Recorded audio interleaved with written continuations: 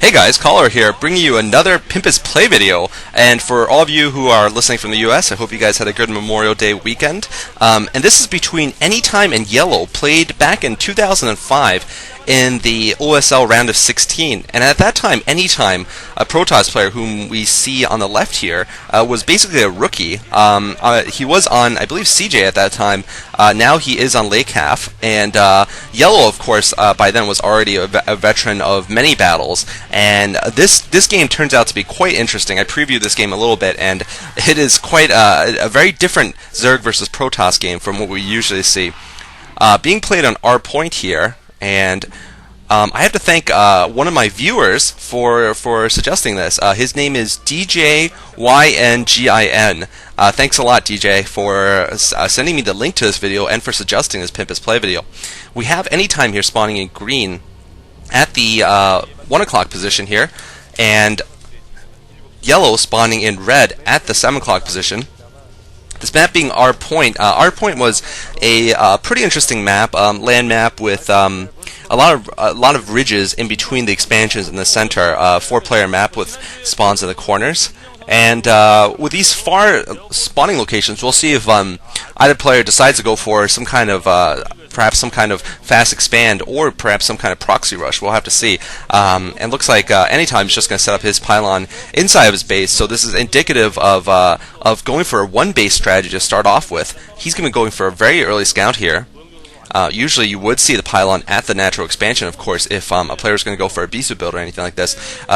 Also, take in mind that this was played in 2005, before the Bisu build's birth. Basically, Bisu wasn't around yet. He hadn't invented it. So the Forge First strategy wasn't as common as it is today. And looks like, indeed, we're seeing a gateway first from Anytime, a very fast gateway. So this could be a 9-gate or something like that. Obviously, this would lead to either fast tech or a very quick Zealot rush here.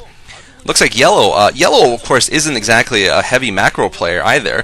If any of you guys are interested in some really interesting low macro games, check out the present-day NC Yellow's games in the GOM TV Avertech Intel Classic. There's a lot of really interesting plays where he completely bucks the mold. I mean, he does not play as you would see a lot of a fast expanding Zerg dude nowadays, and looks like he's actually putting up a hatchery inside of his base here, and this is again a very uncommon move for a Zerg player here, going for the second hatchery inside of one's base.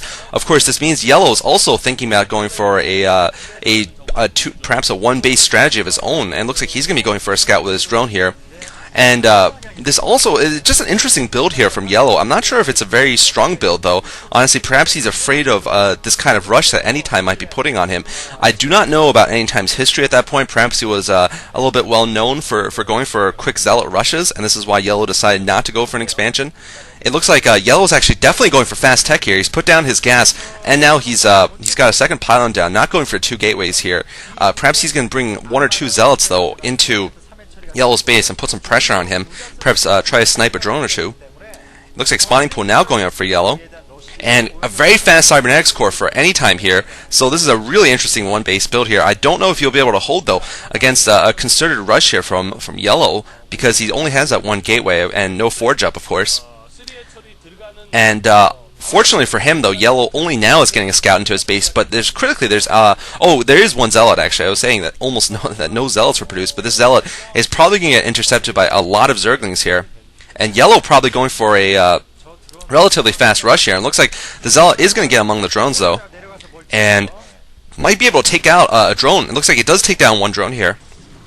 And looks like, wow, costing Yellow a bit of mining time there. He had to remove all of his drones there. And looks like Yellow actually now going for the expansion, so perhaps expecting some kind of rush and building his first hatchery inside of his base, and then now going for the expansion hatchery. This is something that, honestly, I never see in programming nowadays. It almost harks to sort of, you could see it nowadays in 2v2 play a lot, where your opponents are Zerg, or basically you have a Zerg opponent in a 2v2 game. You might go for the second hatchery inside the base, but really it's quite a rare build nowadays. And looks like a Citadel of Adun going up for Anytime here, so Anytime's going to be going for some very fast Templar tech here. Looks like he's getting a second gateway, so definitely thinking about getting some High Templars or Dark Templars here. In fact, I would say this is a Dark Templar build, but critically, we don't see any Corsairs out for him. We don't see him going for a Stargate, and I wonder how he's going to adapt in terms of being able to chase away Overlords. Of course, Zerg has the free detection with him. It looks like he is going to go for that Templar Archives there. I guess one other option possible would be to go for a very fast Zealot rush with legs, but I don't think that's what's going to be happening. He didn't have enough gateways out and not enough Zealots out, so that's certainly not what he's going for. He's definitely going for DTs here.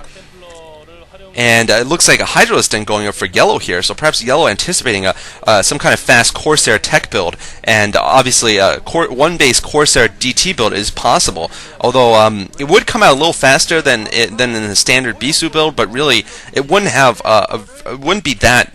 You wouldn't have that great of an economy afterwards. You really wouldn't be able to produce that many Corsairs nor that many DTs off of just one gas.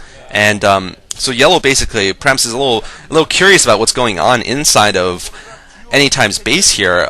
He really should get an Overlord in. Looks like he's going to try to get that Overlord inside here. Meanwhile, he is expanding. He has started mining from his expansion here. One Dragoon produced also for Anytime. And looks like this Dragoon actually running out here. Really interesting play here from Anytime, moving his Dragoon, and all these Zerglings are chasing the Dragoon here. Really interesting where he's going to pull this Dragoon. Perhaps just try to get a scout, but that's a pretty expensive scout. And looks like what he was doing is actually Dark Templar are out for Anytime. So very brilliantly, he was moving the Dragoon to distract the Zerglings to leave his natural expansion, and now the DTs have slipped by unnoticed from Yellow, and Yellow has no idea they're coming here.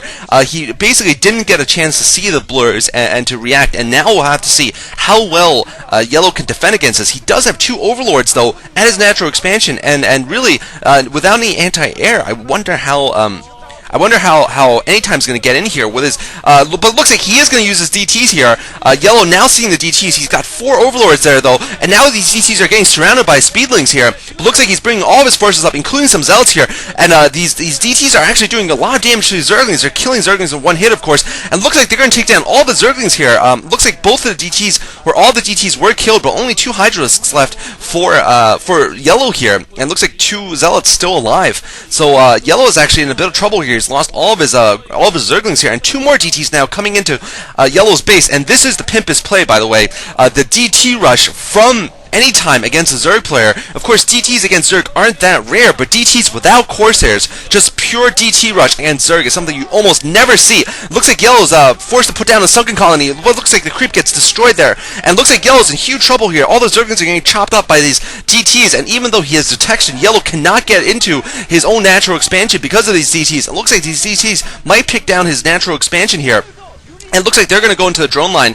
They're just killing off these creep colonies. And Yellow, of course, had no idea this was coming. I think if Yellow knew this was coming, he would be able to defend against this quite easily just by putting up a Sunken in his main base as natural expansion, rather, and leaving an Overlord there to detect. And it really would have stopped these DTs from doing that much damage. But it looks like now the DTs are getting surrounded by Zerglings. But it looks like just more DTs swarming in here. And these Dark Templar are still alive. There's still some Dark Templar alive in this natural expansion, although the Sunken will go up here, and it's critical to see how much these DTs are going to do, and there's no detection inside of Yellow's base. That's right, Yellow has forgotten to leave an Overlord inside of his base, a critical mistake by Yellow here, and this Sunken Colony won't do anything. Yellow's forced to pull all of his drones off of his line, and there's no Overlord. His Overlords are desperately trying to get back. You can see that those Overlords trying to move back to his main, but he's going to lose everything in this main here. He could lose his lair here, and looks like Anytime's actually going for the lair, which is an interesting move there. Anytime going for the lair, which has the most HP, but looks like Yellow's going for a counterattack.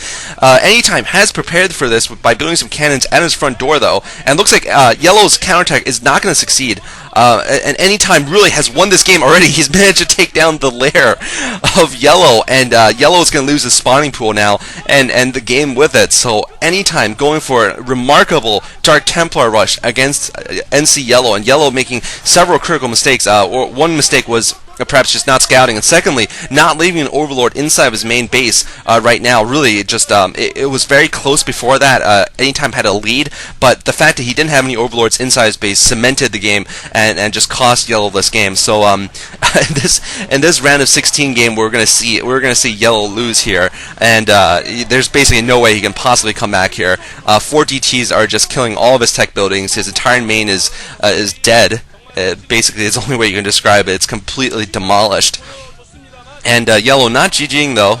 Just going to continue to just stick around here, even though he has absolutely no chance of winning. Perhaps a little annoyed that he managed to lose to such a strange strategy here. Basically, the timing was very, very quick of these DTs. I mean, Zerg just does not expect DTs first here against a Protoss player. They would expect at least some Corsairs to harass the Overlords first. So he wasn't ready with Hydralisks. He didn't have a Sunken Colony out, and he really just had no idea what was going to hit him. And it looks like now he is going to lose. 6 DTs closing in on that Sunken Colony, and now the Natural is completely breached. Yellow GGs. Anytime wins with a remarkable rush here. And thank you guys for watching, and thanks to DJ YN Jin again for suggesting this video. Once again, I ask you guys, as many of you have done, to keep suggesting videos and keep leaving suggestions about how I can make my commentaries better. And like I said though, I unfortunately won't be having that much time to do a lot of commentaries from now on, but once in a while I'll try to slip in a few games here and there. Hope you enjoyed. This is Collar signing off.